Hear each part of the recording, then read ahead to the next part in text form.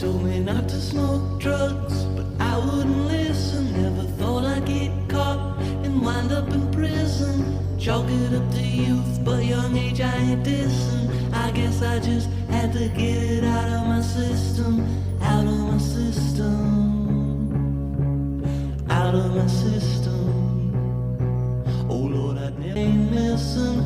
Glad I went and got it all out of my system.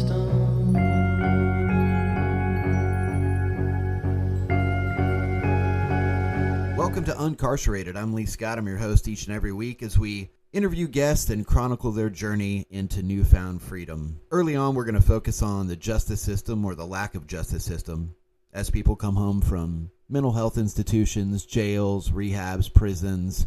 They may be early on in their journey. They may have relapsed. They may be a year or two into it. We're going to get to hear the success, the pitfalls, and expose the gaps in the system that led to prison and the gaps in support when people come home. The point of this show is we want to try to rehumanize people, give them a voice, and maybe create some systems of support so we can reduce the prison population and the recidivism rate. We're going to do something a little bit different here for this episode. I'm going to do a little bit of a mini podcast. Hopefully you can listen to this on your way to work. I know it's super depressing as you get your day started, but hopefully this is informative and enlightening, and we'll just keep it short and tight and sweet, and hopefully you get something out of it. It's a topic I'm passionate about. With 2.3 million inmates in the United States, that means millions and millions of people have been touched by this. Families have been affected by this. People have been broken up by this. And so I think it's important that we speak to it. So I'm going to do my part here. We'll work with organizations like the Marshall Project, Equal Justice Initiative. We'll raise money. Of course, you can follow us at Uncarcerated on Twitter. Like us, subscribe, rate us, donate. It'll go to a good cause. Today's minicast, we're going to focus on numbers, the importance of numbers. So I'd like to start with a few eye-openers that you don't see on the nightly news. Everybody's focused on 2 or 3 subjects. The 24-hour news cycle goes so quickly, and it's out of our head. We grieve over a shooting for a couple of days. We get upset about police brutality for a week. We march, we protest, we argue, we try to convince people, and then we go back to our daily lives. Some of us may go to a march. Some people may email our congressmen or women. We may even donate. But for 40 or 50 years, as this war on poverty and war on addiction has waged and created gaps in our class system here in the United States, many of us are disgruntled and disheartened. We have short attention spans. So I want to give you some numbers, because numbers are important when it comes to the criminal justice system. The United States leads the world in incarcerated individuals by far. 2.3 million human beings locked up.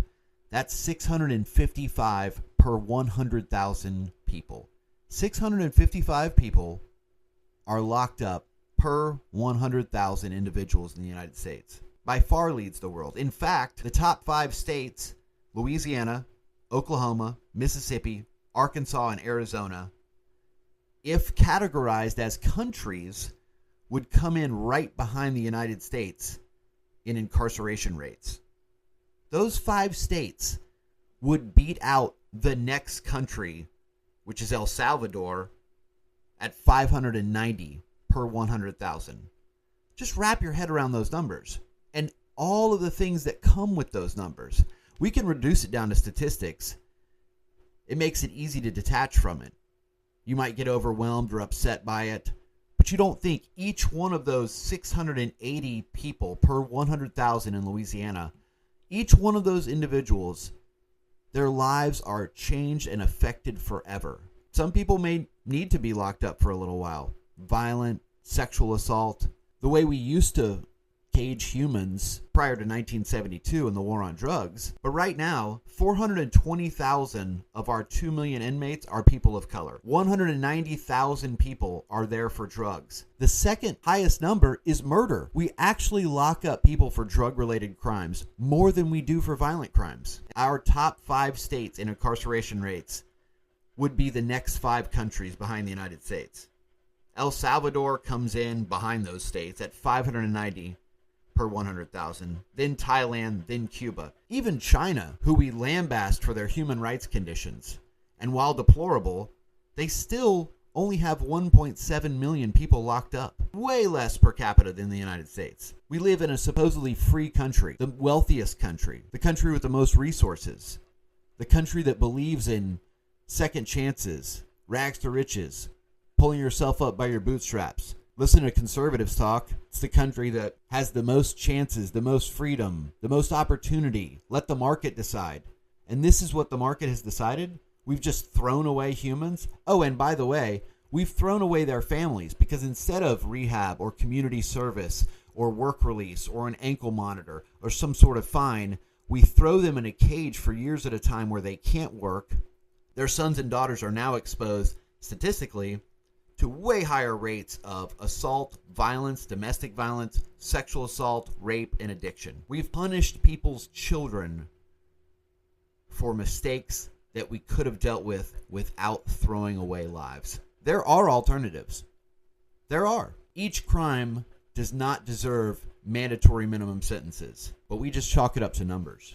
And nobody fights for anybody. Eric Holder and Barack Obama instituted some federal regulations that would reduce prison sentences and the amount of federal prisoners, but barely any legislation has passed relating to state prisoners. Donald Trump, at the behest of the Kardashians and Kanye West, signed in some relief for people as they come home from prison and some ways to reduce the incarceration rate. Our incarceration rate has fell 4% in the last 10 years, but nothing has addressed the lack of humanity in sentencing, our state prisons, our jails, our lack of mental health, education, social services, and addiction services that would prevent people from being locked away. During COVID, Donald Trump signed a $2 trillion relief package with no oversight. Most people don't know where any of the money has gone. None of it went to help anybody. No federal mandates on why we should or should not lock people up in the time of pandemic. President Biden did the same thing. The only addressing of the justice system that Biden's relief package did was that prisoners and their families are allowed to receive COVID relief money, which, by the way, several Republican senators argued against, showing their lack of humanity. We've started to have some incremental reform, giving people back their voting rights in some states, but still no federal oversight. Nobody pays any attention to people once they're locked away. For families, they're usually too poor or broken or disheartened to be able to have a voice. For inmates, once you have that orange or striped or blue jumpsuit on, you're judged.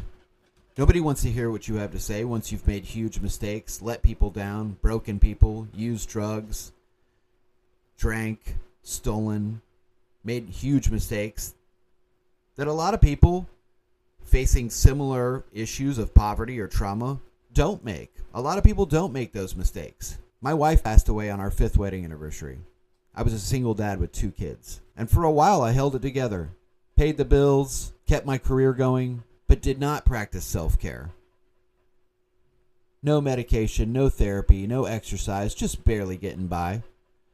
And once the support and the casserole stopped coming and everybody thought I was okay, I slipped further into depression. Eventually, I began huffing inhalants, hoping to just not wake up or just shut my whole mind off so that I wouldn't have to be in such pain. As a result of that, scared friends and family eventually called the police to report me missing. And they said, well, he hasn't been gone 48 hours, but if you report the car stolen, we can go find him for you. The next thing you know, I've got sheriff's deputies telling me to freeze. I'm still huffing inhalants. Freeze, Mr. Scott! I'm already frozen. They released a dog on me, tased me, threw me in jail. I got a public defender that looked like the lady from Beetlejuice that blew smoke through her throat. That's what she looked like. I'm not even joking. She looked exactly like her. I'd never had a felony. 34 years old. I've got 2 kids at home. She instructs me to not plead not guilty, but just open plea and beg mercy to the judge. Little did I know, I had what they call in the South a million-year judge, a judge whose intention is to give out 1,000,000 years before he leaves the bench. First offense, he gave me 5 years in the Department of Corrections. No way to appeal it because I open pled. If I had had money for rehab, if I had money for an attorney or better advisement, they would have pointed out that I didn't even score out. I didn't even score the amount of points that's required to go to prison by the guidelines of the state of Florida. Instead, I was reduced to a number. 5 years in the Department of Corrections. My children split up, left to go live with family members. And of course I take responsibility for a huge mistake. Other people have their wives die and they don't huff inhalants. What's wrong with me? I was full of shame and guilt and embarrassment. I prided myself on being a single father. I had no way to make it up to my kids. I had no way to heal. Now I'm forced to get better in a terrifying, traumatizing situation in prison. And my children are also punished. So how do you take responsibility for your mistakes and simultaneously advocate for yourself and try to heal? How do you do both when a certain section of society just looks at you like you're a failure, a loser? Even people who support you and love you and understand still back away when things get messy. The letters stop coming. The visits are difficult. The prison system makes it almost impossible for people to visit you or call you. The calls are so expensive. If you write with the wrong color pen, letters don't get through. Pictures don't make it. You're alone. Having to deal with the trauma that you never dealt with in the first place because you had poor survival skills. Now you're just left to survive. And do you even want to at this point? And the whole thing is doable. The people in charge of you, the lawyers, the judges, prison officials, guards, they can completely detach from the situation because you're a number. As soon as you get into the system, you're given a number. You are one of these 2.3 million people. They give you what's known as a DOC number. I remember mine, G19094. It's a number you'll never forget. At the end of every evening, in these huge open bay Army barrack style dorms that house hundreds of men all together, no AC, no space, no privacy, all your mental illness, problems, sadness, loneliness, mixed with 200 dudes' problems and serious issues, and you're expected to walk a tight, structured line with no relief, no therapy, no purpose, no end in sight, no joy, no happiness, just a number. And each night in this sweaty dorm, the guards come around for a master count. You have to sit on your bunk, straight up, completely silent, and wait for them to get to you, and you hold up your ID and say your number. Scott, G19094. Everybody in prison that wants to survive has to find a hustle. You have to find an outlet. Some people tattoo, some people draw, some people play poker or gamble. I immediately turned my love of sports and immense useless trivia knowledge into becoming the ticket man. Now, the ticket man in prison is a guy who's in charge of the numbers. You set the spreads for all the games. You look at what Vegas sets the line at, and you adjust it slightly. Odds always in the house's favor. Ties go to the house. So if it's the Patriots -3 versus the Jets, you know you got a lot of Patriots fan. Maybe you make it Patriots -4. Patriots -2. You push people where you want them to go. And everybody has fun. It's the most benign hustle. There's never a loser when people play the parlay tickets. People aren't paying to win their money back. They come buy a ticket. They pick 4 games. They give you a pack of tuna. Tuna, coffee, ramen noodles, bear claws, honey buns. That's what we use as money in prison. Each one has a dollar amount. So you put $2 down, you pick 4 right, you got 10-1 odds. You win $20 back. Pick 5 right, 20-1 odds. Put $2 down, you win $40 back. 6 right, 25 to 1 odds. 10 right, the elusive 10 right, is 100 to 1 odds. So my very first time running a ticket, the totally hot Lee Scott sports ticket. I put all my tickets out there. I'm competing with one other ticket guy. Everybody comes and plays my ticket. Some people play his ticket. It's Sunday. I have maybe $150 worth of food in my bank.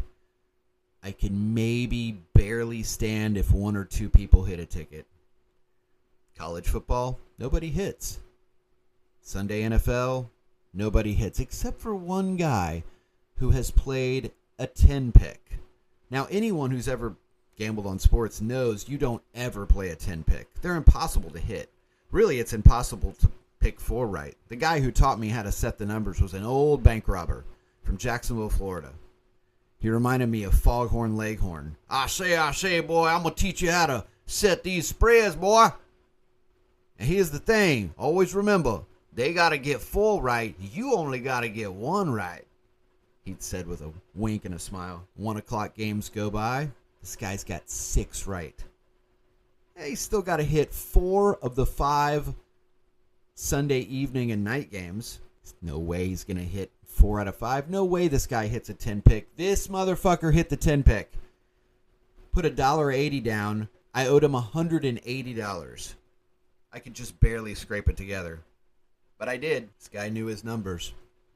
And I knew mine. I put all the commissary, all the food into 2 huge bags, and I walked it right across the yard where everybody could see.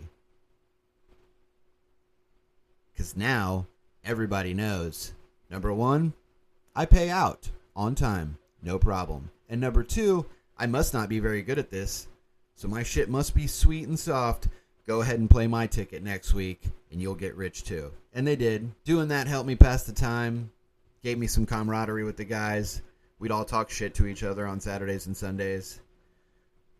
And there's never a loser. It's not like the poker table. It's one of the rules when you come into prison. If you get an old timer, they'll tell you, don't ever gamble, don't ever use drugs. It's one of the rules. Keep your mouth shut. Don't snitch. Don't look at people.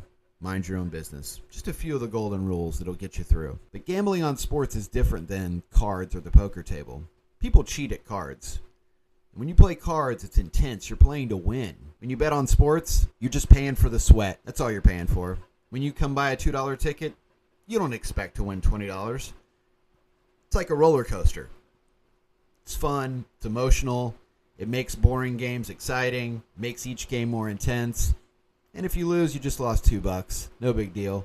You get on the roller coaster again next week. No harm, no foul. It's all about numbers in prison. I had a guy who would pass out the tickets for me. He was called a writer. They got 10% of all the tickets they would pass out. One night, him and another one of my writers decided to get high, which I never did in prison. The main things that roll around in prison, cigarettes, some weed occasionally, and this evil, horrible shit called K2 or Spice or Katie or Tunchi. People have all sorts of names for it. It's synthetic marijuana, but it's disgusting and harmful, and I have no idea why anyone does it. But of course, who am I to judge? I'm a guy who's in here for inhaling computer duster. I'd watch guys smoke this stuff, pass out, throw up, say weird stuff, run out of the dorm, get locked up, thrown in the box. So one night, my writer and another guy decide to smoke a stick. It's a joint. They call it a stick in prison. These idiots go to the bathroom and get super baked right before 9 o'clock master count. One of the only times we ever have interface with the guards. You got to sit up straight, hold up your ID, say your number. The guard comes around, and this guard we called Hot Rod. It's about 400 pounds, backwoods hick. He called everybody Hot Rod. Hey, where you going, Hot Rod? Why you talking so loud, Hot Rod? Go to your bunk, Hot Rod. So in turn, everybody called him Hot Rod. So Hot Rod's coming around, goes to each bunk. You got to hold up your ID, say your number. So my buddy's name, for the purpose of this podcast, his name was Smith. So he gets to Smith's bunk. Smith can barely keep his eyes open. He's baked, nervous, doesn't know where he is. Looks up. Smith, X17314.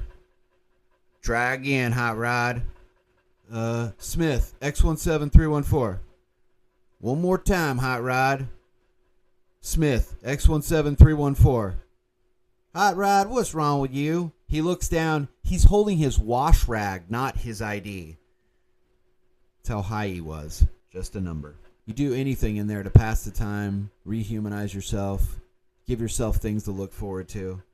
Anything to not feel like a number. Anything to create some safety, privacy, security, self-preservation while you're a number.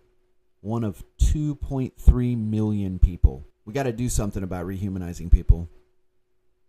Thanks for listening. More interviews and guests coming up this week. I hope you enjoyed our stories. Follow us at Uncarcerated. Make sure you like, rate, subscribe, leave a message. You can send me an email if you've been touched by this or know anybody who's been affected by it. At UncarceratedPod. That's uncarceratedpod@gmail.com. Thanks for tuning in.